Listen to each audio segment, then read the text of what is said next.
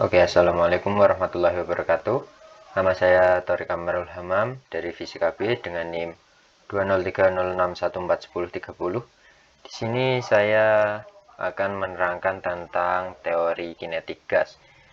Video ini dibuat untuk memenuhi tugas ujian akhir semester pada mata kuliah Fisika Statistik. Oke, topik bahasan. Kita di sini ada dua topik bahasan. Yang pertama asumsi dasar teori kinetik gas. Yang kedua adalah flux molekuler.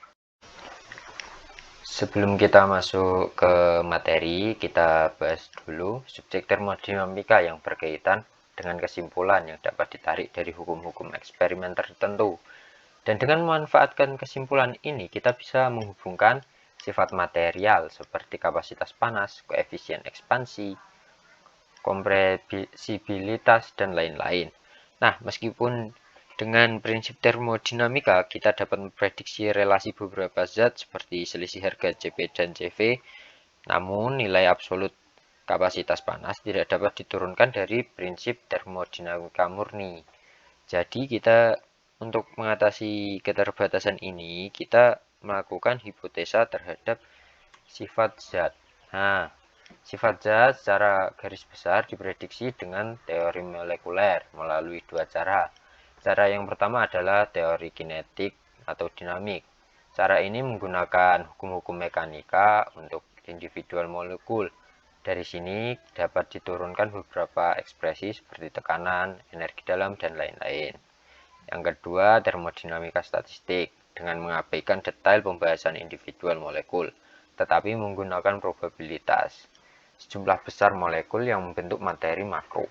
Metode statistik ini dapat memperjelas lebih lanjut konsep entropi. Kita masuk ke asumsi dasar teori kinetik gas. Persamaan keadaan sederhana itu asalnya dari gas ideal ya, meskipun konsep maupun aplikasi penggunaan gas ideal itu sangat terbatas. Persamaan gas ideal itu diturunkan atas dasar model molekul. Ada 6 ya. Nah, untuk yang kanan ini ilustrasinya. Yang pertama itu setiap volume makroskopis gas mengandung molekul yang jumlahnya sangat besar. Asumsi ini sudah dibuktikan oleh eksperimen. Nah, jumlah molekul dalam 1 kilomol itu ada sekitar 6,3 kali 10 pangkat 26. Pada kondisi normal 1 kilo gas ideal itu menempati sekitar 22,4 meter kubik. Nah, jadi pada kondisi normal itu gas ini mendekati 3 kali 10 pangkat 26 molekul untuk 1 meter kubik, 3 kali 10 pangkat 19 untuk 1 cm kubik, dan 3 kali 10 pangkat 16 untuk itu 1 mm kubik. Yang kedua itu molekul dipisahkan pada jarak yang cukup besar dibanding ukuran mereka, dan molekul tersebut itu terus bergerak. Jadi diameter molekul itu dianggap sebagai bola ya, ini bola-bola yang ada di sini itu sekitar 2 atau 3 kali 10 pangkat min 10 meter. Jika kita bisa membayangkan 1 molal volume pada kondisi normal dibagi menjadi sel kubik dan 1 molekul per sel, volume setiap sel itu 30 kali 10 pangkat min 27 meter kubik. Panjang satu sel adalah 3 kali 10 pangkat min 9 meter, yang berarti bahwa jarak antar molekul itu sekitar 10 kali diameter molekul. Itulah kenapa molekul dikatakan dipisahkan pada jarak yang cukup besar. Selanjutnya, molekul tidak memberikan gaya satu sama lain kecuali mereka bertumpukan. Nah, karena nggak ada gaya dari luar, mereka jadi bergerak lurus. Seperti yang ada di gambar itu dilambangkan dengan arah-arah panah. Yang keempat, tumbukan antar molekul satu sama lain dan dinding mengalami lenting sempurna sehingga tidak ada perubahan kecepatan tangensial dalam tumbukan. Yang nomor 5, arah kecepatan molekul diasumsikan terdistribusi secara merata. Secara analitik, asumsi ini berbunyi jumlah titik per unit area atau dilambangkan dengan delta N sama dengan N per 4pi R kuadrat. Dan pada sembarang elemen luas delta A, jumlah titik menjadi delta N sama dengan N per 4pi R kuadrat delta A. Untuk mendeskripsikan arah kecepatan dapat dilihat pada gambar di samping. Luas delta A yang ini itu luas delta A pada elemen kecil di permukaan dari sebuah jari-jari R adalah delta A sama dengan R sin theta delta theta dikali R delta V sama dengan R kuadrat sin theta delta theta delta V. Jika titik area ini atau jumlah molekul delta N theta Pi yang memiliki kecepatan dan arah pada theta dan theta plus delta theta serta V dan V plus delta V, maka delta N theta V sama dengan N per 4pi R kuadrat, maksud saya R kuadrat sin theta delta theta delta V. Sehingga di sini kita bisa lihat, kita bisa coret R kuadrat di sini sehingga menjadi N per 4pi sin theta delta theta delta V. Jika kedua sisi persamaan ini dibagi volume V yang ditempati oleh gas, maka persamaan berubah menjadi delta N kecil theta V sama dengan N kecil per 4pi sin theta delta theta delta V, di mana delta N theta V adalah jumlah kerapatan molekul yang memiliki kecepatan dengan arah theta dan theta plus delta theta serta V dan V plus delta V. Di sini ada yang perlu diperhatikan bahwa tidak semua molekul itu kecepatannya sama ya. Jadi setiap molekul itu pasti kecepatannya berbeda. Meskipun penyederhanaan asumsi seringkali dibuat, kecepatan dapat memiliki magnitudo atau dari 0 sampai tak hingga dan direpresentasikan dengan N. Maksud saya delta NV jumlah molekul dengan kecepatan antara V sampai V plus delta V. Secara geometris, angka ini sama dengan jumlah vektor kecepatan pada kulit bola. Seperti pada gambar bola sebelumnya ya, antara bidang jari-jari R1 sampai V dan R2 sama dengan V plus delta V. Akibat dari tumbukan tersebut, kecepatan setiap satu molekul terus berubah, tapi dalam kesetimbangan menyatakan jumlah molekul dan kecepatan di setiap titik tertentu diperkirakan konstan. Yang keenam, dengan tidak adanya gaya dari luar, molekul didistribusikan secara merata di seluruh wadah.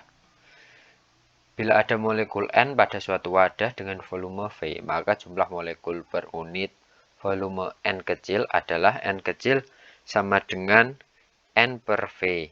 Bila terdistribusi secara merata, maka delta N besar sama dengan N kecil delta V. Selanjutnya yang kita bahas adalah subbab kedua, yaitu flux molekuler. Jadi karena adanya gerakan random yang terus-menerus, sejumlah molekul yang terus datang di setiap bagian dinding, dan juga pada setiap sisi permukaan dalam gas.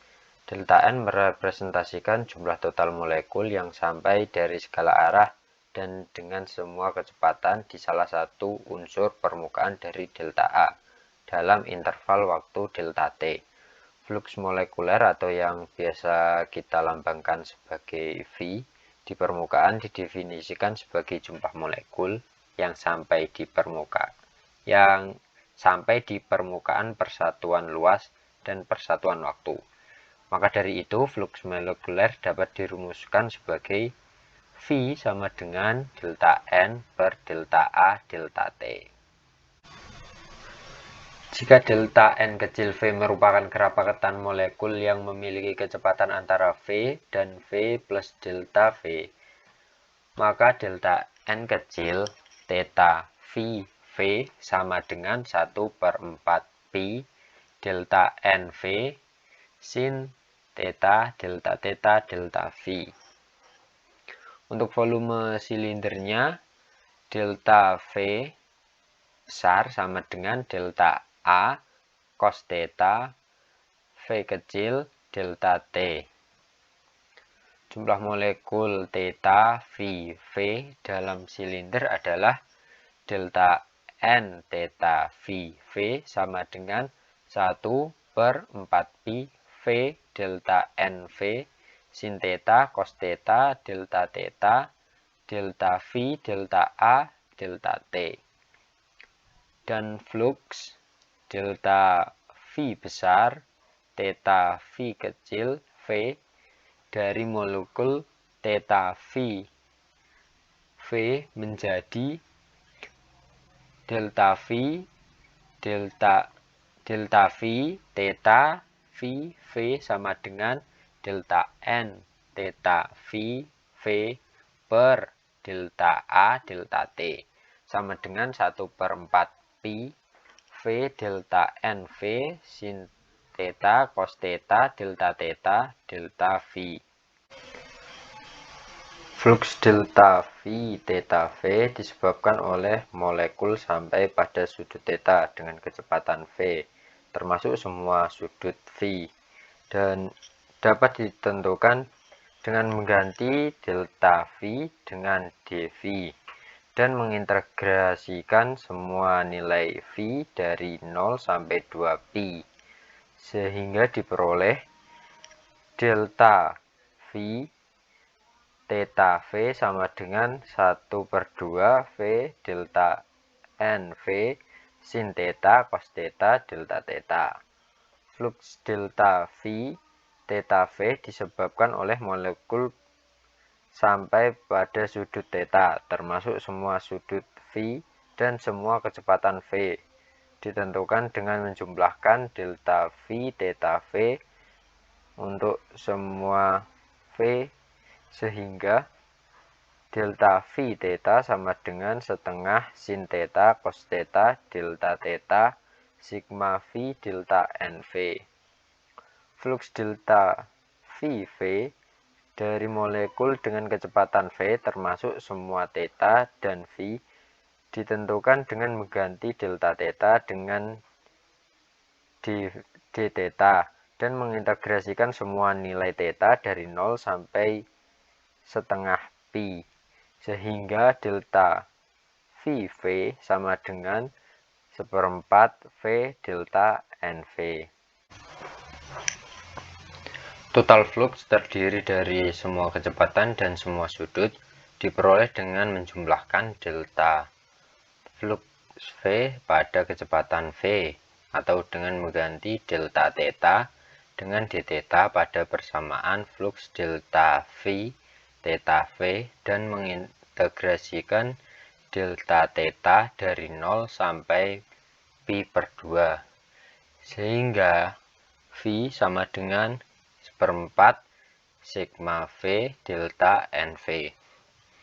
Hal ini dapat diperhatikan dalam bentuk rata-rata atau deret rata-rata kecepatan Weber. Besaran ini ditentukan dengan menjumlahkan kecepatan pada semua molekul dan dibagi dengan jumlah total molekul yang dirumuskan dengan Weber sama dengan sigma V per N. Penjumlahan kecepatan juga dapat ditentukan dengan mengalihkan kecepatan V1 dengan jumlah molekul delta N1, mengalihkan V2 dengan jumlah delta N2 dan seterusnya. Kemudian menjumlahkan hasil perkaliannya. Kecepatan rata-rata dijumlahkan pada semua hasil perkalian dan dibagi dengan jumlah total molekul, sehingga dirumuskan Weber sama dengan V1 delta N1 plus V2 delta N2 dan seterusnya per N. atau kita bisa sederhanakan penulisannya dengan diganti 1/n sigma V delta NV, di mana persamaan di atas merupakan penjumlahan dari semua kecepatan. Bila pembilang dan penyebut dibagi dengan volume V, maka V bar sama dengan 1/n kecil sigma V delta N kecil V, atau dapat ditulis menjadi sigma V delta NV sama dengan V bar N kecil. Dari persamaan tadi, fluks molekul termasuk semua molekul yang tiba di salah satu sisi elemen yang datang dari segala arah dan kecepatan rata-rata. Dirumuskan sebagai V sama dengan 1/V bar N kecil. Sebagai contoh numerik, jika molekul per meter kubik N kira-kira 3 kali 10 pangkat 25 molekul M pangkat min 3 pada kondisi standar kecepatan rata-rata molekul oksigen pada 300 K adalah 450 meter per sekon. Flux molekular oksigen pada kondisi standar yaitu V sama dengan 1/4 N kecil V bar mendekati 1/4 kali 3 kali 10 pangkat 25 kali 450 mendekati 3,3 kali 10 pangkat 7 molekul per meter kuadrat S kuadrat. Persamaan ini kadang digunakan dalam persamaan flux delta V theta V, maksud saya delta V theta VV dari molekul theta VV dengan mempertimbangkan luas delta A pada gambar tabung yang telah diletakkan pada gambar bola dan terletak pada bidang XY. Molekul yang tiba di daerah theta V adalah molekul yang datang pada kerucut kecil seperti gambar bola yang tadi, di mana alasnya adalah delta A pada permukaan bola, sehingga dapat dituliskan delta A sama dengan R kuadrat sin theta delta theta delta V. Sudut pada kerucut delta omega adalah delta omega sama dengan delta A per R kuadrat sama dengan sin theta delta theta delta V. Oleh karena itu, persamaan flux delta V theta VV bisa dituliskan delta V theta VV sama dengan 1/4 pi V delta N kecil V cos theta delta omega sama dengan delta theta omega V. Flux persatuan sudut padat dengan kecepatan V dirumuskan sebagai berikut ini. Delta V omega V per delta omega sama dengan 1/4 pi V delta NV cos theta.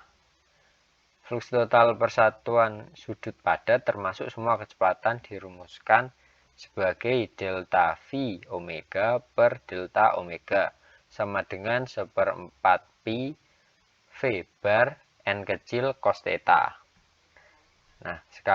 Nah, itu saja yang bisa saya sampaikan. Terima kasih telah menonton. Jika ada kata-kata atau penyampaian saya yang salah, mohon dimaafkan. Wassalamualaikum warahmatullahi wabarakatuh.